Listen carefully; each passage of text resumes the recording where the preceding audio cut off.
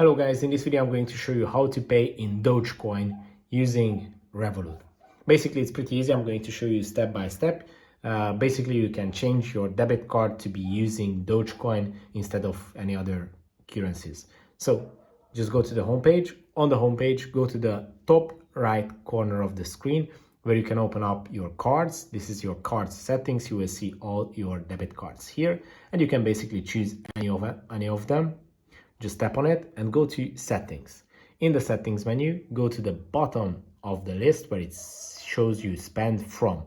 And with this option, you can basically choose the specific pocket that you want to be charged for any payments. And obviously, if you scroll down, you can choose Dogecoin.